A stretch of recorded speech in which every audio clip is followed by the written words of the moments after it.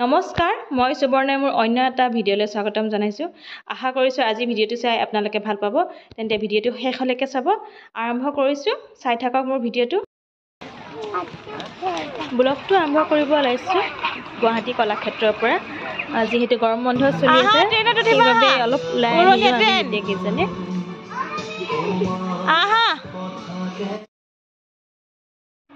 Doctor Bhabendranath শইকীয়াৰ শিশু উদ্যানৰ এইখন যি হেলিকপ্টাৰ ওপৰত উঠাই থৈছে, সঁচাই বহুত ভয় লগা।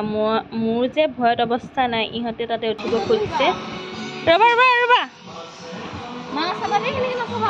ৰবা ৰবা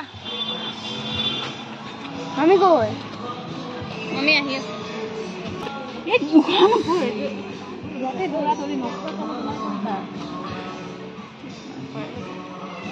মই ভয়ৰ কাৰণেই নুঠো।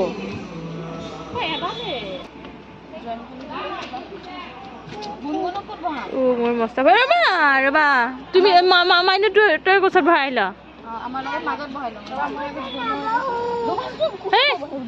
কোচত বহিব লাগিব।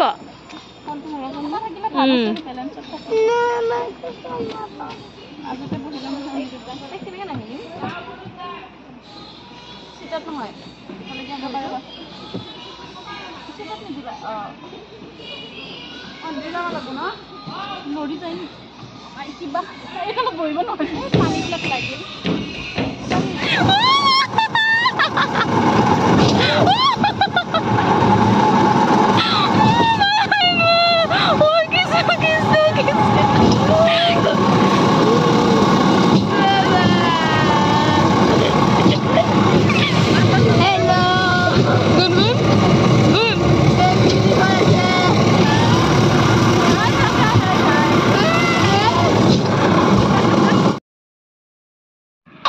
তাৰপিছত আমি ললিত কলাৰ দিশে আহিলোঁ। ললিত কলাৰ বিষয়ে মই বিশেষ নাজানো, কিন্তু আমি আগতে পাইছিলোঁ ললিত কলাক চাৰু কলা বুলি কোৱা হয় আৰু ইংৰাজীত গ্ৰাফিক আৰ্ট বুলিও কোৱা হয়।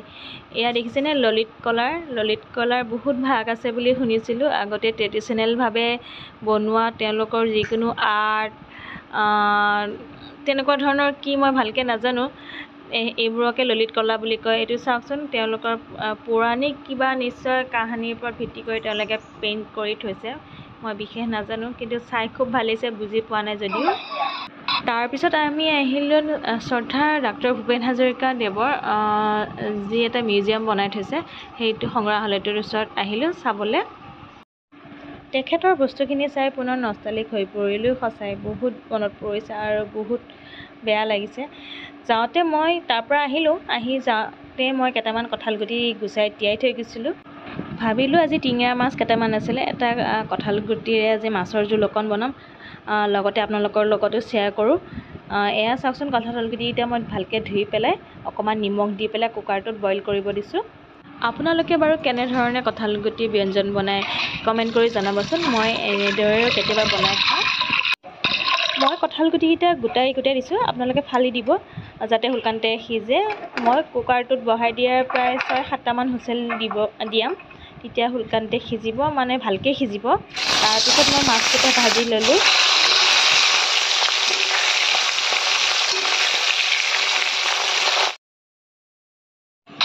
ইফালে কঁঠালগুটি সিজি গ'ল, এয়া সুন্দৰকৈ মোহাৰি ল'ম এতিয়া কঁঠালগুটিকেইটা।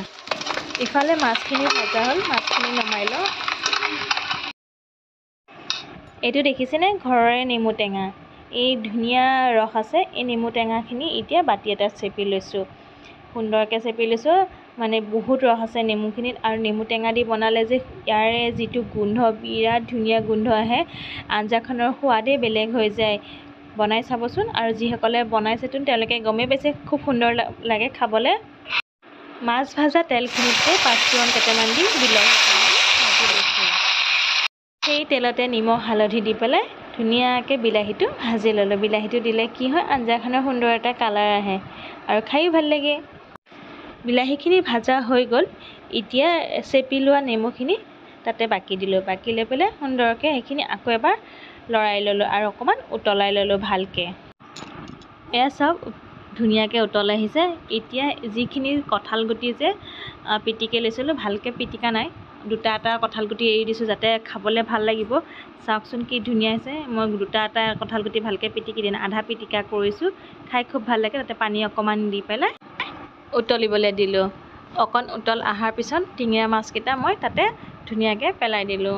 পেলোৱাৰ পিছত এবাৰ ভালকৈ উতল খাব লাগিব। মাছৰ আঞ্জা জানেই নহয়, যিমান উতল খায় সিমানে খাবলৈ সোৱাদ লাগে। খাই চাব আপোনালোকক কিমান ধৰণৰ টেঙাৰ প্ৰয়োজন, সেইদৰে আপোনালোকে টেঙাৰ জোখটো ৰাখি নমাই দিব। এয়া হৈ গ'ল মোৰ টিঙৰা মাছেৰে কঁঠালগুটিৰ মাছৰ জোল, খুব সুন্দৰ। এয়া চাওক হৈ গ'ল। লগত মই লৈছোঁ কঁঠালগুটিৰে গাজ টেঙাৰ চাটনি, আলু ভাজি, মাছ ভাজি এনেধৰণে লৈছোঁ। আৰু মোৰ ভিডিঅ'টো ইমানতে সামৰিব লাগিব। মোৰ ভিডিঅ'টো যদি ভাল লাগিল লাইক কমেণ্ট ছাবস্ক্ৰাইব